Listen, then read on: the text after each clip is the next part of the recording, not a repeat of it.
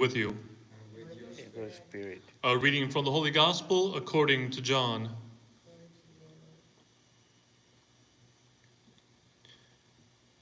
Jesus said to his disciples, "If you love me, you will keep my commandments.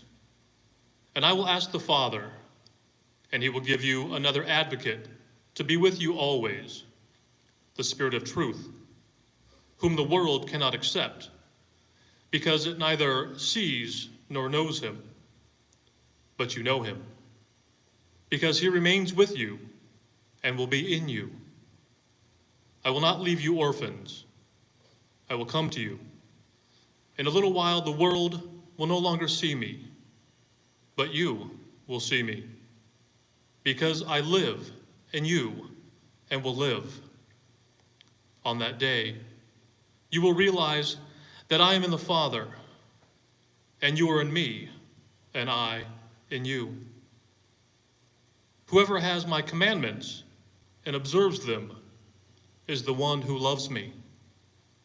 And whoever loves me will be loved by my Father. And I will love him and reveal myself to him." The Gospel of the Lord.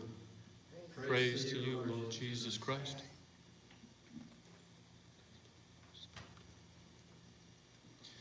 Today, our Lord Jesus is speaking to us about love.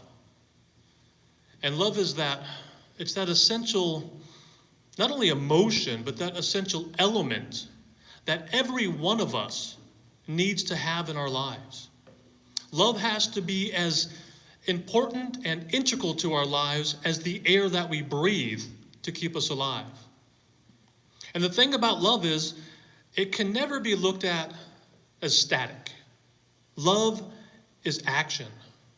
Love is an action item. We are always in the process of either being loved or in the action of loving, and hopefully at the same time throughout our lives. And if you think about that action of love being an action item, it speaks about every moment of our lives, from creation all the way till we go back home to heaven. Because if we think about it, in that first moment of our creation, every one of us, brothers and sisters, when God created us, we were created out of love. We were created out of the specific love that God has for each and every one of us, each and every one of his children. And what was it that we were created in? We were created in God's own image, the image of God, imago Dei. And that says to us that every one of us is created in God's image. And my friends, what is God's image? If anything, it is love.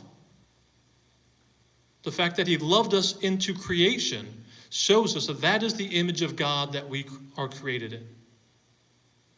And then it goes down to our entire lives. It was the love of God that sent Jesus, his only begotten Son, to us, so that we could experience and see what God's love looked like. Our Lord is God's love, active, alive. When our Lord came here to walk with us and to guide us and show us how to live our lives, how to be his disciples, how to live good lives as children of God, we see all through the Gospels, we see all through Jesus' earthly ministry that every one of his actions was based in love. When Jesus healed those who were sick, of course, it was out of compassion. But what is compassion rooted in? It's rooted in love.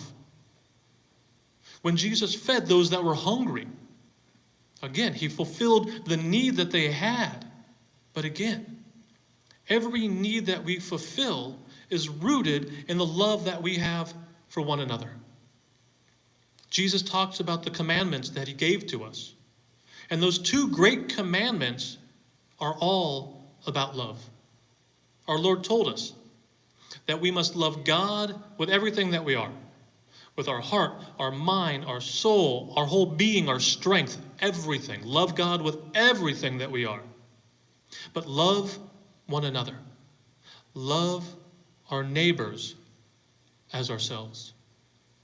And one of the ways that we can go about living lives of that type of love, of living out those two great commandments, is in the way that we treat one another. Because that's the greatest way that we can show God that we do love him. It's in how we treat the rest of his children. Those children of God that were also created, just as we were, every one of us, created in God's love. Created in the image of God being love. So when we love one another, when we follow another one of our Lord's great examples that is of humility, but again, based in love, when he got on his own knees and washed the feet of his disciples. That action of the greatest humility was rooted in love. So when we love each other, when we serve one another, when we look out for one another, we love one another. We show God that we do love him, and that love that we were created in is what we choose to live in throughout our lives. And then, of course, you cannot speak of love without speaking of the image right behind me. The image of our Lord giving everything that he was for each one of us. That's the greatest image of love, of unselfish, unconditional, pure, absolute love that there is. And that love was so powerful that it changed the way that we looked at things in our world's history forever. And I know some of you that know me well, we've spoken about this, and this is something very close to my heart, in that in our world history, there was a time when the cross, it was looked upon as the most vile, hateful, terrifying image there was. The cross was there to actually terrify people because it was a sign of capital punishment. It was a sign of murder. But Jesus, he embraced that cross, and he showed us, and he changed what that image of the cross looked like for the rest of human history. I know so many of you, myself, we wear a cross around our necks. I can feel it right here. We wear a cross, we wear a crucifix around our necks to remind us of that great love, that symbol of the greatest love the world has ever seen. And it reminds us of how we should try to choose to live out our lives, to be men and women who are rooted in love, rooted in service. And when we put these crosses on, it's a symbol as well to our Lord that we love him. That's the action. That's the relationship. Relationships always have to be twofold. We receive love and we give love. So that's our challenge, my friends, even in these difficult, these COVID-19 pandemic days where Father Nicholas and I were just talking about when are we going to be able to come together in church and celebrate that love together. But we still come together. We find ways to live and exist in a loving community. It's what we're doing right now. We're finding a way to exist in that love, no matter what the circumstances outside these doors are. And believe me, that day is coming where we'll be under this roof and we'll be here together as a loving community. But as you're in your homes, as my beautiful wife Wednesday and I go home after this and we go into our homes, live lives of love. Let us love one another. Let us take a little bit more time to love our neighbor, to reach out to our neighbor, to reach out to those that we are used to sitting in the pews with, but that we don't get a chance to see as much.